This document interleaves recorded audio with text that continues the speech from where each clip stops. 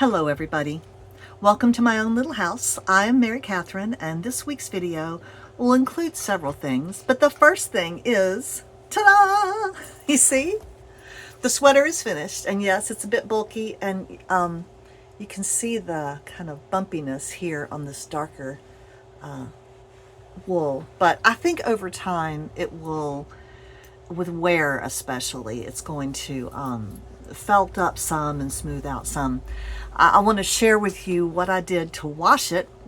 It wasn't really a washing.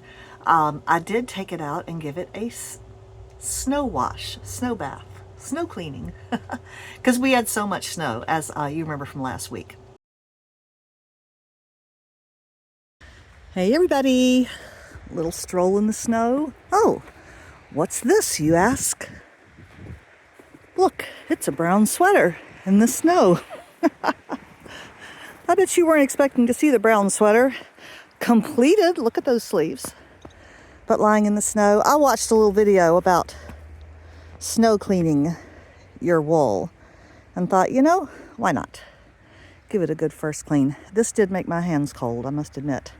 Now I need to go finish watching the video. I wanted to get out here before the snow got too melty, because it did get up to 32 today and things are starting to drip just a little bit, but anyway, we'll see what this does. There's the sweater. Okay, so I brought my sweater inside. Had snow on it still, but I shook it off as best I could. If you watch that video I share at the top of the screen, you'll see somebody who knows what they're doing this method. Anyway, I brought it in. This is the screen that I dry my fiber on sometimes after I wash it, and I just laid it on here. I can't say that I blocked it because I didn't, pin it down, but I did try to shape the sleeves, and I think that they're looking more consistent. You can see that I reduced a little bit as I went down, but not much. Okay, so the sweater's done. The sweater's dry. I still need to just weave in these little ends all over. I think I'll do that a little bit this morning. That's a fun thing to do. And so the sweater is done, and now I can move on to other things. Today, I went to a friend's house and taught her how to knit, her and her daughter, and that was so much fun. I haven't done that in a very long time. The other thing on this video is going to be a little bit of sewing, just a little bit, the beginning of a project. Laurie, I think this is some of the scraps that you sent me at some point, and I decided to pull them out and start putting them together. I was doing this in anticipation of making a baby quilt for my niece's baby, but the quilt pieces are very much little boy with trucks and tractors and stuff, and I have discovered that the baby is going to be a girl. So I'm going to knit. Oh, I'll show you what I'm going to use. This is the yarn I'm going to use to knit the baby blanket. This is a cotton acrylic combination. It's so pretty. I love that color combination. So we'll see how that knits up for a little baby blanket. I need to work on that in the next month. I haven't started it yet.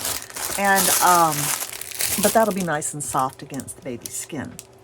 And so, so I'm going to be knitting that, but I'm also going to go ahead and work on this little quilt that I've started, because I've been putting it off, and I just want to see how it turns out when I put it together.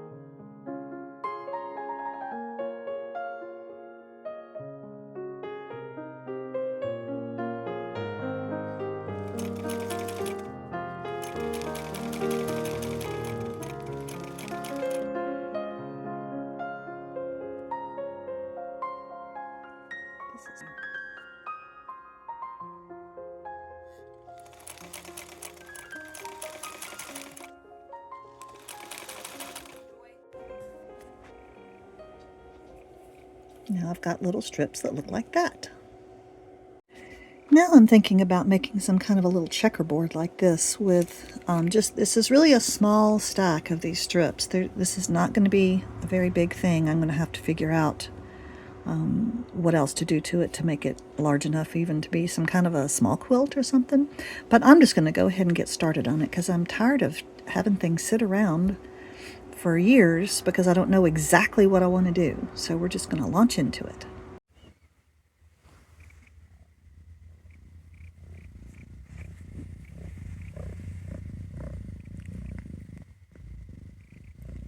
Hey, Lucy. So I've been messing around with these blocks for so long and trying to combine them with other little blocks that are very busy because there's not a lot of this. But I really like how these two look together. And so I've got these double strips now sewn. So I think I'm going to put all this together.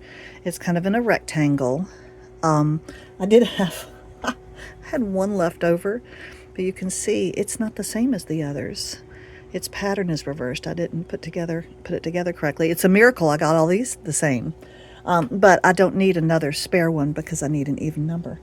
So anyway, I'm going to sew these together and it'll be the heart, the middle of whatever little quilt-like thing I'm going to make.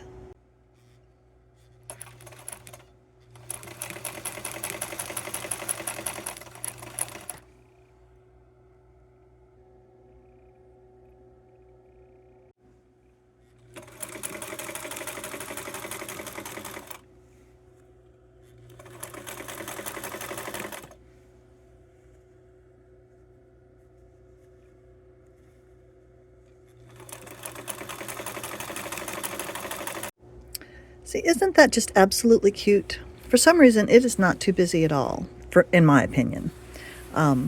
So we'll start with this will be the base, and we'll see what we do with it going forward. I don't know what it'll become. It might be some kind of little small thing like this, or I might be able to turn it into a larger piece. But at least I've got these pieces sewn together, and that is a very good start.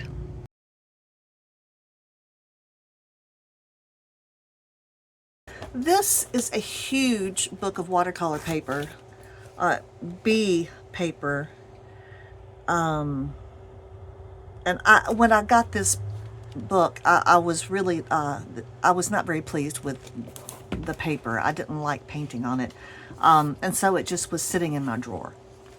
And I've decided to use it, use this watercolor pad just for fun, for practice. And I have been working on various pieces, and when I get done with them I just put them in the back, and so I'll share those with you at the end, I think, and just put some pictures of them. It's kind of one method that I'm using to do all these. You'll see it's kind of a skyline technique, and at some point in a future video I'll show you how I'm doing those, but for now I think I'll just share the pictures with you. Okay.